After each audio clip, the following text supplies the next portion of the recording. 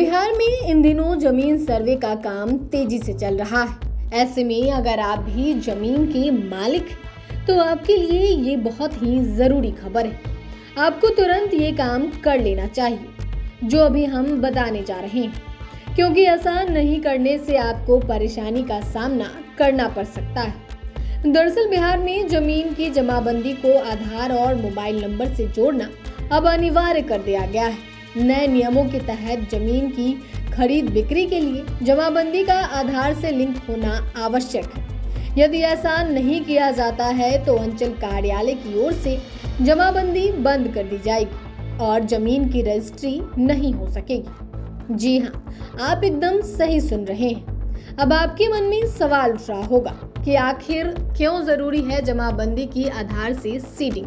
तो चलिए हम आपको इस वीडियो में सब कुछ विस्तार से बताते हैं। अंचलाधिकारी विश्वजीत कुमार ने बताया कि जमीन की जमाबंदी को आधार से जोड़ने एक बड़ा लाभ यह है कि जमीन की जमाबंदी को आधार से जोड़ने से जमीन मालिक की पहचान पुख्ता हो जाएगी, जिससे जमीन संबंधी धोखाधड़ी, फर्जीवाड़ा और विवादों में कमी आएगी। इसके अलावा जमीन की खरीद बिक्री की प्रक्रिया अधिक पारदर्शी और सुरक्षित हो जाएगी। आप अक्सर देखते होंगे कि जमीन पर दावेदारी को लेकर परिवार में ही लड़ाई होती रहती है, लेकिन आधार और मोबाइल से लिंक हो जाने के बाद इन मामलों में कमी आएगी।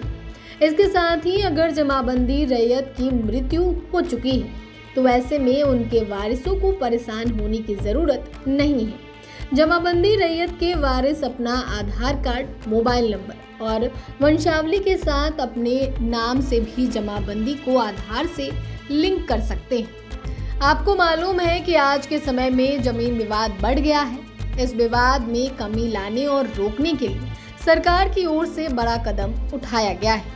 अंचलाधिकारी ने बताया कि अगर आपकी जमीन की जमाबंदी अभी तक आधार से लिंक नहीं हुई है तो आपको अपने स्थानीय राजस्व कर्मचारी या अंचल कार्यालय से संपर्क करना चाहिए। इसके साथ ही आप बिहार भूमि पोर्टल यानी biharbhumi.bihar.gov.in पर जाकर चेक आधार मोबाइल सीडिंग स्टेटस के माध्यम से ऑनलाइन भी स्थिति की जांच कर सकते हैं। उन्होंने कहा कि बिहार में जमीन मालिकों के लिए यह कदम जरूरी और फायदेमंद साबित हो सकता है।